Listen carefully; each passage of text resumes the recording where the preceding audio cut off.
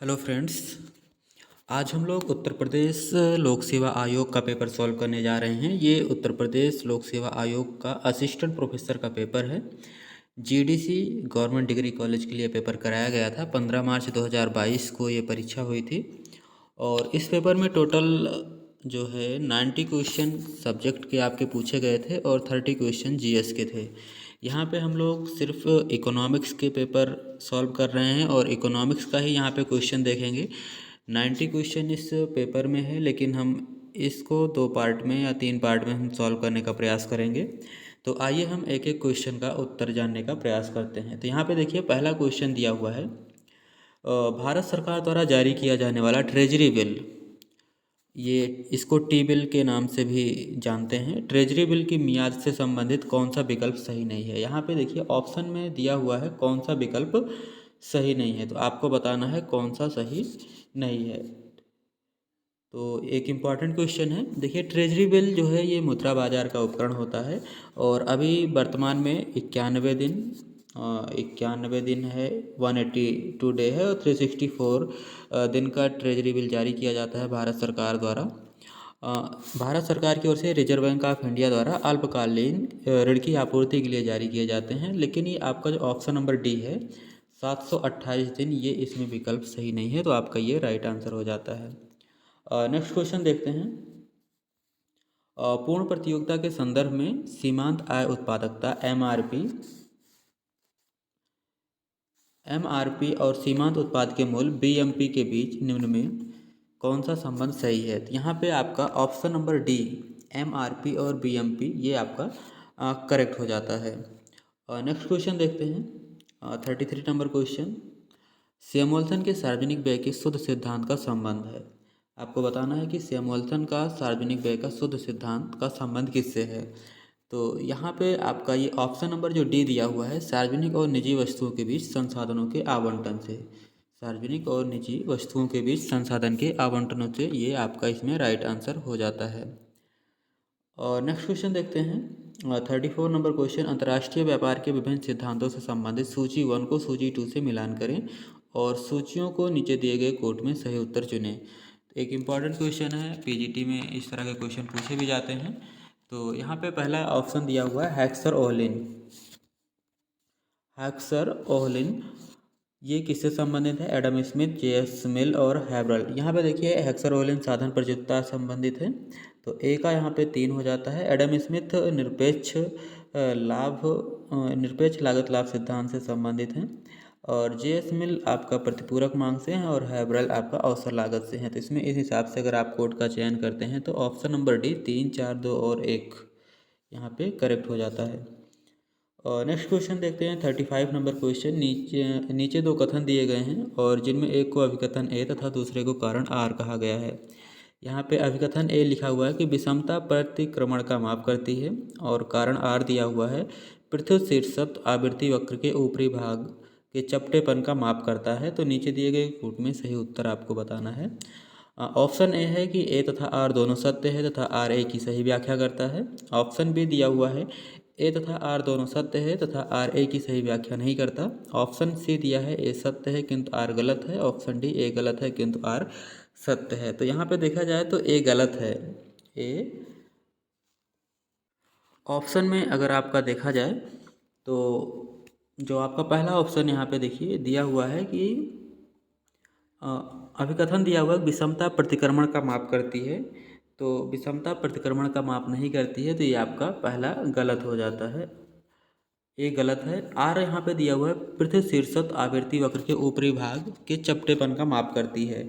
देखिए दरअसल विषमता किसी सम्मक माला में सममिति के अभाव को दर्शाती है और विषमता धनात्मक और ऋणात्मक दोनों हो सकती है। तो इसमें आपका ए गलत है किंतु आर सत्य है। ये आपका ऑप्शन नंबर डी इसमें करेक्ट हो जाता है। और नेक्स्ट क्वेश्चन देखते हैं। 36 नंबर क्वेश्चन यहाँ पे दिया हुआ है कि अल्प विकसित देश के संदर्भ में निर्धनता के दुष्चक्र के थीसिस के नर्क से के प्रतिपादन में निवेश करने की अभिप्रेरणा किसके द्वारा सीमाबद्ध होती है। बहुत ही इंपॉर्टेंट क्वेश्चन है। तो ये बचतों का अभाव, यहाँ पे जो आपका ऑप्शन नंबर ए दिया हुआ है बचतों का अभाव, यही आपका करेक्ट हो जाता है।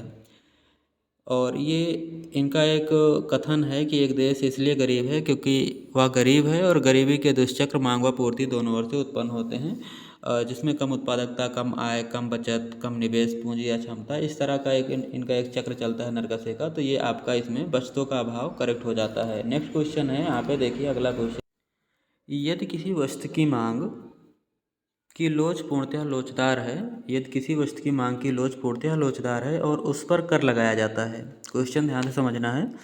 यदि किसी वस्तु की मांग की लोच पूर्णतः लोचदार है और उस पर कर लगाया जाता है तो उस कर का भार किसके ऊपर पड़ेगा। तो इम्पॉर्टेंट है, कर का संपूर्ण भार विक्रेता पर पड़ेगा इसी कंडीशन में। तो यहाँ ऑप्शन नंबर आपका डी करेक्ट हो जाता है। नेक्स्ट क्वेश्चन देखते हैं, प्रधानमंत्री आवास योजना के संदर्भ में कौन सा कथन सही है। यहाँ पे देखना है, शहरी के बारे में पूछ रहा है तो कंफ्यूज नहीं होना है। आवास योजना यहाँ पे शहरी पूछ रहा है तो कौन सा कथन सत्य है। तो ऑप्शन नंबर 1 दिया हुआ है, credit link subsidy. Credit link subsidy का घटक 100% केंद्र पोषित मद होगी, पहला है। और दूसरा दिया हुआ है, यह शहरी स्थानीय निकायों द्वारा क्रियान्वित की जाएगी। तो यहाँ पे दोनों कथन सही है। एक यहाँ पे जो दिया हुआ है, प्रधानमंत्री आवास योजना शहरी के अंतर्गत भारत सरकार की तो ये योजना है ही है। इसको 25 जून 2015 को लॉन्च किया गया था और ताकि 2022 तक जितने भी पात्र शहरी निवासी हैं उनको पक्का मकान उपलब्ध कराया जाए। और ये जो योजना है, क्रेडिट लिंक सब्सिडी का घटक 100% केंद्र पोषित मद होगी और यह शहरी स्थानीय निकायों के द्वारा क्रियान्वित की जाती है। तो यहाँ पे पहला सही है और दूसरा, दोनों यहाँ पे सही है। ऑप्शन नंबर सी आपका करेक्ट होता है। 39 नंबर क्वेश्चन यहाँ पे दिया हुआ है कि पॉइसन बंटन का चतुर्थ परिघात होता है। तो चतुर्थ परिघात आपका 3m² + m होता है। ऑप्शन नंबर 1 यहाँ पे करेक्ट हो जाता है। नेक्स्ट क्वेश्चन है, प्रकट अधिमान सिद्धांत के संदर्भ में आपको यहाँ पे बताना है।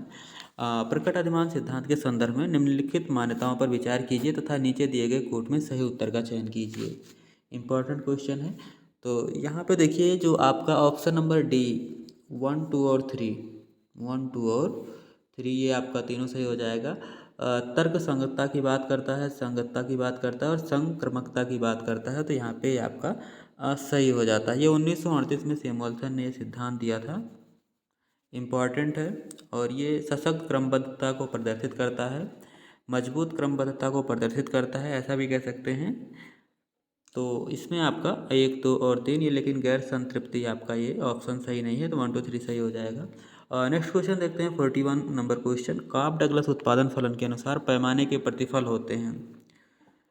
इंपॉर्टेंट क्वेश्चन है, काब डगलस उत्पादन फलन के बारे में पूछा है। पैमाने का प्रतिफल आपको बताना है कि बढ़ता है, घटता है या फिर स्थिर रहता है या फिर शून्य रहता है। तो आप सभी को पता है कि काब डगलस उत्पादन फलन में जो पैमाने का प्रतिफल होता है वो स्थिर होता है। तो ऑप्शन नंबर सी यहाँ पे आपका करेक्ट हो जाएगा, कांस्टेंट रहता है। नेक्स्ट क्वेश्चन है 42 नंबर क्वेश्चन, मुद्रास्फीति का ऋणी और ऋणदाताओं पर प्रभाव के संदर्भ में कौन सा कथन सत्य है।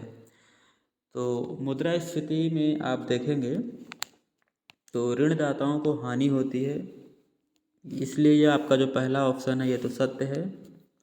ऋणी को लाभ होता है, बिल्कुल सत्य है। तो इसमें दोनों सत्य है, 1 और 2 दोनों सत्य है। मुद्रास्फीति की स्थिति में ये दोनों सत्य है, क्योंकि देखिए मुद्रास्फीति जो है सामान्य मूल्य स्तर में वृद्धि को प्रदर्शित करती है मुद्रास्फीति। और जब सामान्य मूल्य स्तर में वृद्धि होती है तो मुद्रा के मूल्य में कमी आती है। इससे निश्चित आय जो प्राप्त करता है उसको हानि होती है और जो ऋणदाता होते हैं उसको इसलिए हानि होती है क्योंकि जब उन्हें अपने ऋण को वापस लेने होते हैं तब मुद्रा का मूल्य उस समय घट गया होता है और इसलिए जो वास्तविक रूप से प्राप्त धन में कमी होती है और ऋणी को लाभ होता है। तो ये दोनों इसमें करेक्ट हो जाता है। 43 देखिए, सूची 1 को सूची 2 से सुमेलित कीजिए तथा सूचियों को नीचे दिए गए कोट में सही उत्तर चुनिए। तो पहला यहाँ पे देखिए सूची 1 में लिखा हुआ है हैरड। तो यहाँ आपको बताना है कि हैरड किससे संबंधित है। तो हैरड जो है तटस्थ तकनीकी परिवर्तन, जिसके अंतर्गत पूंजी उत्पाद अनुपात स्थिर रहता है ताकि कारक अनुपात बचत के पक्ष में हो। तो यानी हैरड का ऑप्शन नंबर 4 में आप मिलान करेंगे। यहाँ पे ऑप्शन नंबर 4 में इसको मिलान कर दीजिए हैरड का। तो ऑप्शन नंबर 4 बी ऑप्शन में दिया हुआ है, तो इसी हिसाब से आपका बी करेक्ट हो जाता है। तो यहाँ 16 देखिए, 16 तटस्थ तकनीकी परिवर्तन जिसके अंतर्गत श्रम उत्पादन अनुपात स्थिर बना रहता है ताकि कारक अनुपात पूंजी बचत के पक्ष में हो, तो आपका इसमें ये हो जाएगा। अब अगला आता है जॉन रॉबिन्सन। जॉन रॉबिन्सन स्वर्णयुग की बात करते हैं, तो इसमें आपका 2 हो जाएगा। डोमर जो है एक बच रहा है तो सिग्मा प्रभाव हो गया, तो इसमें ऑप्शन नंबर आपका ये करेक्ट हो जाता है, ऑप्शन नंबर बी। इसमें आपका बी इसमें राइट हो जाएगा। नेक्स्ट क्वेश्चन देखते हैं, 44 नंबर क्वेश्चन, किसके द्वारा प्रतिचक्रीय कॉन्ट्रा चक्रीय राजकोषीय नीति को लोकप्रिय किया गया? तो राजकोषीय नीति की सभी आपको पता है कि कीन्स बात करते हैं, जॉन मेनार्ड कीन्स।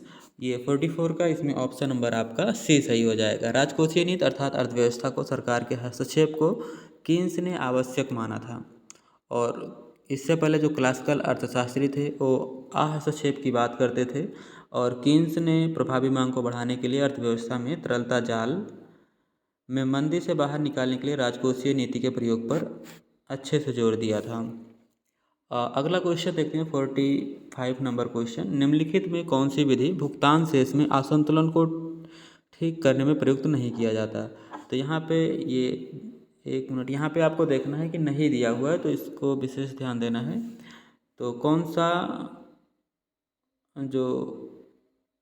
कौन सी विधि इसमें प्रयुक्त नहीं की जाती है भुगतान शेष में असंतुलन को ठीक करने के लिए? तो यहाँ पे ऑप्शन नंबर सी जो है तरलता जाल नीति, ये आपका नहीं किया जाता है। बाकी यहाँ पे आप देखेंगे जो ऑप्शन दिया हुआ है, व्यय में कमी की नीति अपनाई जाती है, विनिमय नियंत्रण की नीति अपनाई जाती है और अवमूल्यन की नीति अपनाई जाती है, लेकिन ये तरलता जाल की नीति अपनाई नहीं जाती है। तरलता जाल कीन्स ने दिया था, कीन्स का ये सिद्धांत है इसमें। नेक्स्ट क्वेश्चन देखते हैं, 46 नंबर क्वेश्चन, यदि पेन की कीमत 10 रुपये और पेन की मांग 100 है, यदि पेन की कीमत घटकर 5 हो जाती है और मांग बढ़कर 150 हो जाती है, तब मांग की कीमत लोच होगी। तो यहाँ पे मांग की कीमत लोच 1 हो जाएगी। इसको आप हल करेंगे, फार्मूला इसमें आप अगर लगाएंगे, अगर फार्मूला आपको पता होगा तो ये आ जाएगा। मैं यहाँ फार्मूला लिख भी दे रहा हूँ। मांग की जो कीमत लोच है, इलास्टी ऑफ जो डिमांड है, ये डेल्टा क्यू अपान डेल्टा पी इंटू पी अपान क्यू, इस पर आप अगर पुट करेंगे तो इसका जो आंसर है 1 आ जाएगा। नेक्स्ट क्वेश्चन देखते हैं, भारत में उच्च शक्ति मुद्रा का निर्गमन कौन करता है? इम्पॉर्टेंट क्वेश्चन है, भारत में उच्च शक्ति मुद्रा का निर्गमन कौन करता है? तो ये रिजर्व बैंक भारत में उच्च शक्ति मुद्रा का निर्गमन करता है, और H+C+R इसको कहते हैं, H=C+R। यहाँ जो R है, RBI के पास बैंकों का जमा या रिजर्व की अन्य देयताओं को डिनोट कर रहा है। नेक्स्ट क्वेश्चन देखते हैं, 48 नंबर क्वेश्चन, भारत सरकार ने उद्योगों को रणनीतिक तथा गैर रणनीतिक उद्योगों में वर्गीकृत किया है। इंपॉर्टेंट है क्वेश्चन, भारत सरकार ने उद्योगों को रणनीतिक तथा गैर रणनीतिक उद्योगों में वर्गीकृत किया है। निम्न में कौन से उद्योग को रणनीतिक उद्योग में सम्मिलित किया गया है? तो ये आपको बताना है, रक्षा उद्योग, परमाणु ऊर्जा, बैंकिंग सेवाएं और रेलवे परिवहन, यहाँ पे कौन सा सही है? हालांकि ये उत्तर प्रदेश लोक सेवा आयोग द्वारा ये क्वेश्चन हटा दिया गया था, तो इस पर बात करना ठीक नहीं है। नेक्स्ट क्वेश्चन देखते हैं, 49 number question, the danger point in taxes में किस लेखक ने करदान क्षमता, जो टैक्सेबल कैपेसिटी होती है, उसकी अधिकतम सीमा राष्ट्रीय आय की 25% मानी थी?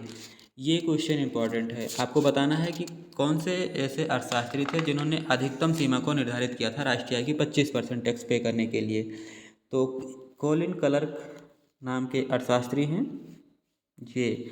ए नंबर, ये 1945 के इकोनॉमिक जनरल में एक लेख प्रकाशित हुआ था, finance of value and money में कुछ गैर समाजवादी देशों के अध्ययन के आधार पर ये सुझाव देते हैं कि 25% को करारोपण की सुरक्षित सीमा के रूप में स्वीकार किया जाए, ऐसा इनका मानना था। और इस सीमा का 2-3 वर्षों तक उल्लंघन किया जाता है तो वहाँ उत्पादन में गतिहीनता दृष्टिगोचर होगी तथा मूल स्तर में वृद्धि होगी, ऐसा कोलिन क्लर्क का मानना था। तो इसमें ऑप्शन नंबर ए सही हो जाता है, जो राष्ट्रीय आय का 25% मानने की बात करते हैं। 50 नंबर क्वेश्चन, अंतर्राष्ट्रीय मुद्रा कोष के प्रबंधक मंडल का भारत से पदेन सदस्य कौन होता है? ये भी इम्पॉर्टेंट क्वेश्चन है। तो जो वित्त मंत्री होता है उसको जो है वहाँ का पदेन सदस्य बनाया जाता है अंतर्राष्ट्रीय मुद्रा कोष का, तो ऑप्शन नंबर सी यहाँ पे आपका करेक्ट हो जाता है। आज के लिए बस इतना ही। अगर आपको विभिन्न लोक सेवा आयोग का इसी तरह का पेपर चाहिए तो आप चैनल को सब्सक्राइब कर लीजिए, और जब भी मैं इस तरह का अगर कोई वीडियो डालूं तो उसका नोटिफिकेशन आपको आसानी से मिल जाए। आगे के जितने भी क्वेश्चन बच रहे हैं उसको हम बहुत जल्द अगले पार्ट में हम सॉल्व करेंगे। जब तक के लिए आप लोग इस वीडियो को देखिए, फिर अगले वीडियो में मिलते हैं। नमस्कार।